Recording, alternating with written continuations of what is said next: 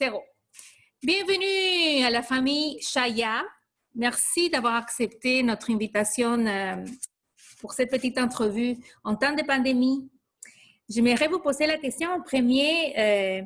Comment est-ce que votre foi catholique vous a aidé à traverser cette épreuve pendant la pandémie? Quelle expérience aimeriez-vous partager avec nous?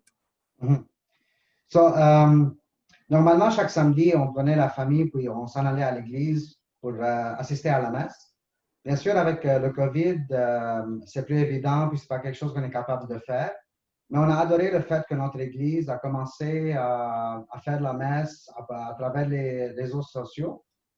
Ceci nous a permis aussi de continuer à prier en famille, puis de s'approcher encore plus de notre foi, puis de tirer puissance et résilience.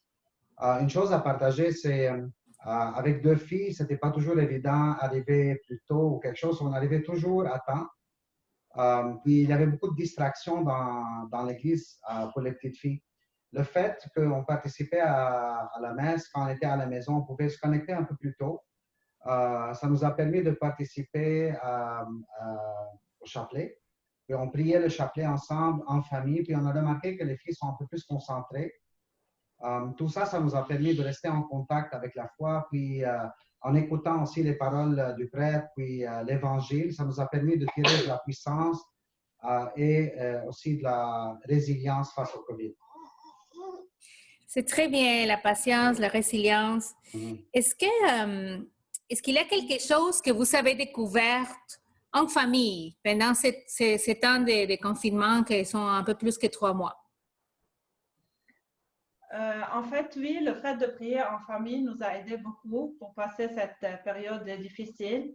En plus, ça nous a permis d'apprendre les prières à nos enfants parce qu'on avait plus de temps en famille. Et même lorsqu'on oubliait, on était en retard pour réciter le chapelet, il y avait les filles qui nous rappelaient, on a oublié de prier aujourd'hui. C'est une bonne chose. C'est très bien. Les enfants sont bons pour nous faire rappeler des choses, c'est sûr. Et comment est-ce que, étant donné que vous, votre famille, qui sont en relation et qui font partie de la famille d'Augustin Rochelli, est-ce que le fait que vous faites partie de cette communauté fait une différence pour vous, pour vos enfants, dans la manière dont vous avez traversé cette période difficile? Pour commencer, je suis très fière de faire partie de la famille rochelienne. Tout au long de la période de pandémie, l'école était présente par les prières qu'elle diffusait sur la page Facebook de l'école. Durant la semaine sainte, il y avait le chemin de croix préparé par nos élèves. En plus, pendant le mois de Marie, il y avait des intentions de prière à chaque soir. Et je n'oublie pas les sœurs de l'Immaculée qui priaient toujours pour toutes nos familles. On sentait leur présence même à distance.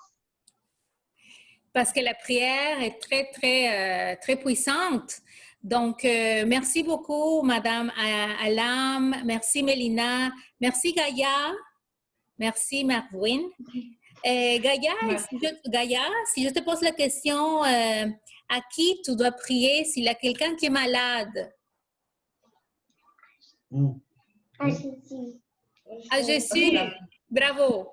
Mais merci beaucoup pour votre participation. Je vous souhaite une super soirée. Belle continuation. Merci à beaucoup. Vous aussi. Bonne soirée.